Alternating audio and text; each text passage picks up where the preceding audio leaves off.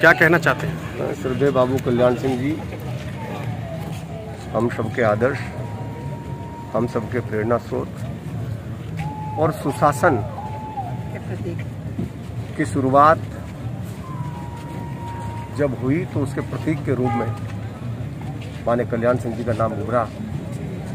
और मैं कह सकता हूं कि लगातार शोषित, वंचित, पिछड़ा, अंतिम छोर पर खड़े व्यक्ति के लिए संघर्ष करने का काम बाबू कल्याण सिंह जी ने किया। वो राष्ट्रवाद के पुरोधा, राष्ट्रीय संस्कृति के प्रतीक और श्री राम जन्मभूमि आंदोलन और उसके बाद भव्य दिव्य राम मंदिर का निर्माण अयोध्या में हो, इसके लिए जहाँ तक भी जाना था वो तमाम त्याग करने का काम आदरणीय बाबू कल्याण सिंह जी ने किया। उनका जाना भारतीय राजनीति में बहुत बड़ी रिक्तता है, लेकिन वो हम सब करोड़ों कार्यकर्ताओं के प्रेरणा स्रोत है। और आपने देखा होगा कि देश के माननीय प्रधानमंत्री जी, माननीय गृह मंत्री जी, माननीय राष्ट्रीय अध्यक्ष जी और उत्तर प्रदेश के माननीय मुख्यमंत्री योगी आदित्यनाथ जी ने जिस तरह उनकी अंतिम यात्रा में यहाँ भी पूरा दिन और एक दिन पहले आकर के स्टेडियम में 6 घंटे माननीय मुख्यमंत्री जी सामने बैठे रहे, ये उनके प्रति एक पुत्रवत स्नेह है।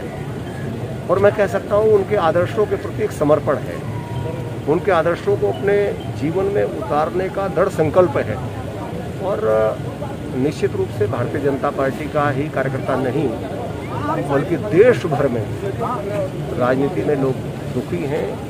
आज हम सब उनको उनकी 13वीं के अवसर पर श्रद्धांजलि अर्पित करते हैं। माननीय मंत्री जी, लाखों लोगों का सवाल ये है कि जब बाबूजी को मंदिर निर्माण का जनक कहा जाता है तो ऐसे में जब शिलान्यास हुआ था उस समय माननीय मोदी जी और योगी जी को बाबूजी की याद क्यों नहीं आई? उस समय कोरोना चरम पर था और अग्रणी भूमिका में आदरणीय बाबूजी थे, लेकिन स्वयं उन्होंने स्वास्थ्य कारणों के चलते, और मैं कह सकता हूं कि उस समय चूंकि कोरोना चरम पर था तो लगातार इस बात की, चूंकि उनके स्वास्थ्य की, उनकी सेहत की चिंता करना हम सब लोगों की नैतिक जिम्मेदारी थी।